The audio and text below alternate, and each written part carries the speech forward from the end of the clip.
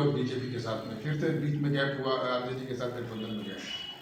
एक साल में क्या कमी, एक साल में बहुत सारी कमी दिखाई दी, तो क्या उस कमी को पूरा करेगी फिर गठबंधन आने के बाद? क्योंकि जो क्राइम बढ़ा बिहार में, तो क्या इस कमी को आप पूरा करेंगे? आप निश्चित निश्चित निश्चित निश्चित से। लेकिन अभी जो गठबंधन हुआ है इसमें भाजपा का प्रथम उद्देश्य है कि लॉ एंड ऑर्डर को मेंटेन करना, एकदम दुरुस्त करना है।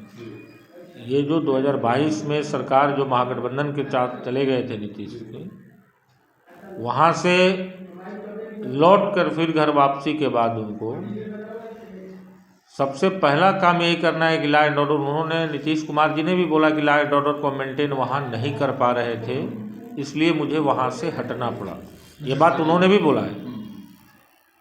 तो निश्चित लॉ एंड ऑर्डर पर बीजेपी का भी स्टैंड क्लियर है कि वहाँ पर जो क्राइम ग्राफ बढ़ रहा था वो सुधारा जाएगा, सबसे पहला काम यही हो। ठीक है।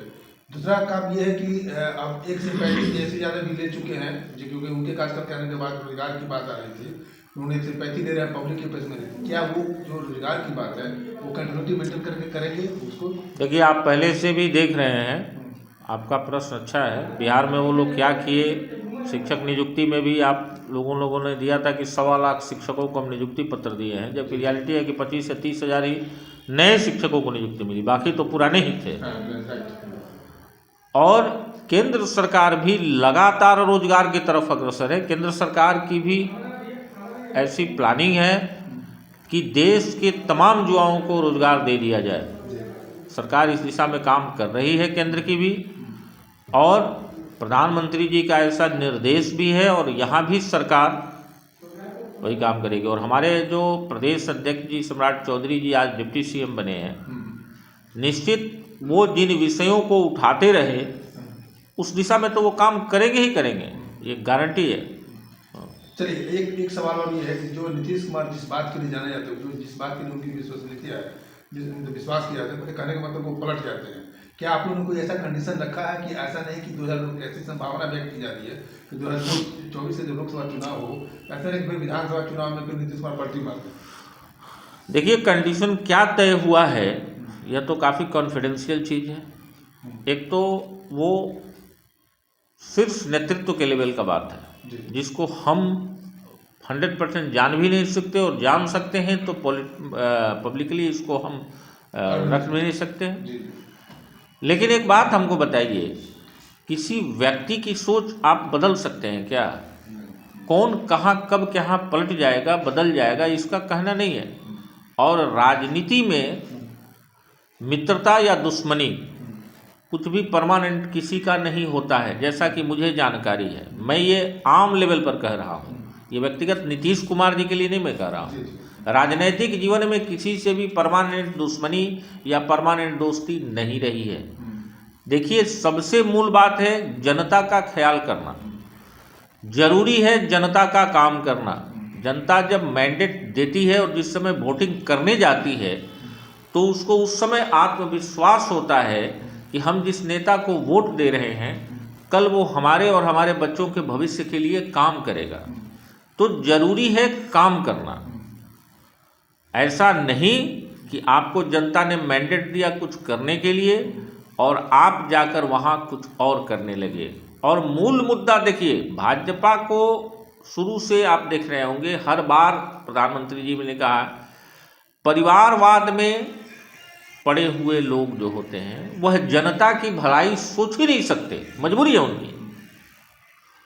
अगर आप नेता हैं, आपके 2 पुत्र भी नेता हैं, आप प्लानिंग कर रहे हैं कुछ बेहतर करने का, तब तक आपका बेटा जो है उसमें कुछ अड़ंगा डालेगा, बहू कुछ अड़ंगा डालेगी, बेटी कुछ अड़ंगा डालेगी। तो इस तरह जो परिवारवाद में उलझा रहेगा वो कभी देश हित में काम नहीं कर सकता है। आपकी पार्टी में सबसे बड़ी खासियत ये है कि आप एक कार्यकर्ता का भी उतना ही इंपोर्टेंस है जितना कि एक पीएम का इंपोर्टेंस है।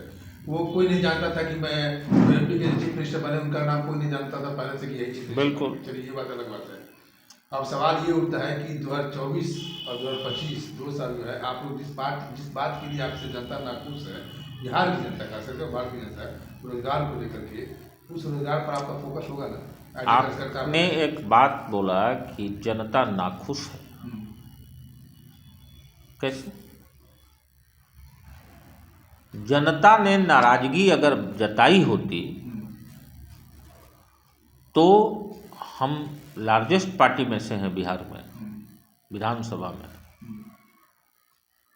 और 2020 में जो मैंडेट मिला बहुमत का नीतीश कुमार जी और भाजपा को, वो जनता का भरोसा ही था ना। फिर जनता नाराज कैसे है? और दूसरी बात कि हमें जो टास्क मिला है या मिलते रहा है, 2014 से नरेंद्र मोदी जी के नेतृत्व में केंद्र में सरकार बनी है और भाजपा स्टेप बाय स्टेप आगे बढ़ती गई है। तो ये भाजपा की ताकत नहीं है, ये जनता की ताकत है। पब्लिक का विश्वास हम जीतने में कामयाब हो रहे हैं, तब हम आगे बढ़ रहे हैं। अगर जनता हमारे तरफ निगेटिव होती तो हम कभी पॉजिटिव न बढ़ पाते और न आगे बढ़ पाते।